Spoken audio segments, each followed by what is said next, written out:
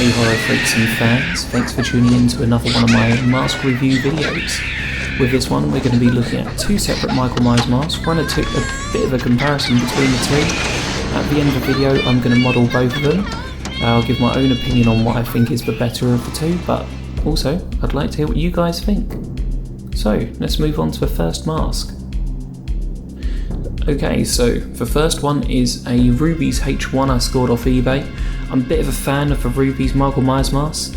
I know many of you might not be, but I quite like these cheap Michael Myers masks. I think they have quite a charm to them. And this one actually has a very nice sculpt to it. It's simple, the features are nicely accented, the hair looks quite nice, not overly detailed, but it works. And as you'll see at the end of the video, it really does come together once you throw on a boiler suit with it. I don't know what the hair is for this one, but it does look pretty good. You've got your sideburns, you've got the eyebrows which are painted on. I know it's a personal preference whether you like them painted on or if you prefer faux hair on it. I don't know what you'd call it. Got a nice little stamp giving you the production date. Bit of a discoloration on the back of the mask. I guess whoever it is that did that decided they wanted to give it like a flesh tone, but it doesn't look like a flesh tone at all, and I don't really think it's necessary. I guess it, for some people, it adds character to it.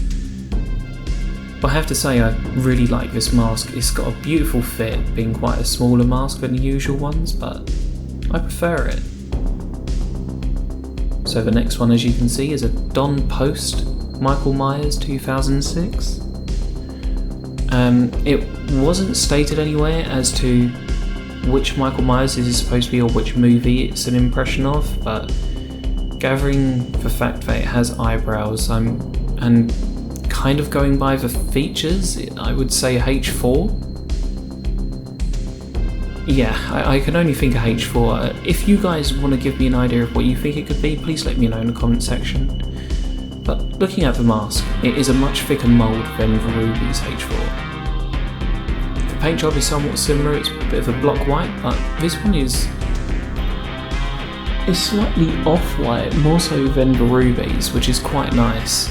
Gives it a lot of character to it. Makes it look a little bit more worn, and I like that in my masks.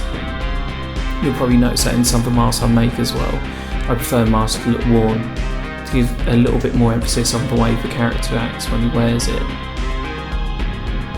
This one has very different hair as well. The hair is very much apparent to a 78. The guy who sold it to me, I don't know whether he did the hair himself. I've looked at other pictures and it's quite similar, but it looks like he has spray painted it and applied hairspray. It didn't come with a tag, but it does have labels. So you've got the year of production there and everything else. I know some people like that.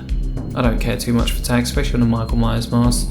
Ghostface masks, I'd prefer a tag, unless it's a mask I want to wear. But Michael Myers masks I know I want to wear. I couldn't just display them. Seems kind of stupid. Anyway, let's run a side-by-side comparison. Now you can see a distinct size difference between the Rubies H4 and the Don Post whatever the fuck it is. The eyes are also dramatically larger in the Don Post. Eyebrows a lot thicker, obviously because they're not painted on. But that's one thing. I prefer the smaller mask because you haven't got to fiddle around when you put it on to line up your eyes. You have to do this with the Don Post, but both of them look great.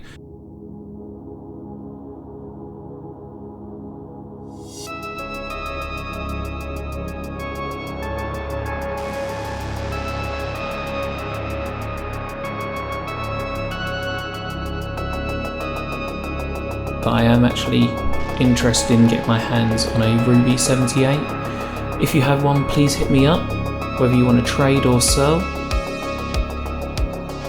Now you can see the H4 looks incredible with the boiler suit on. I've used a low light just because I wanted to emphasise the mask more than I did the boiler suit.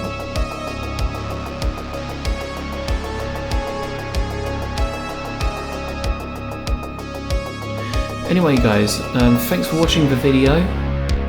Really appreciate you checking it out. Be sure to check out some other mask reviews and collection videos as well as the masks I've made. So for now, and as always guys, stay spooky and remember to share the scares.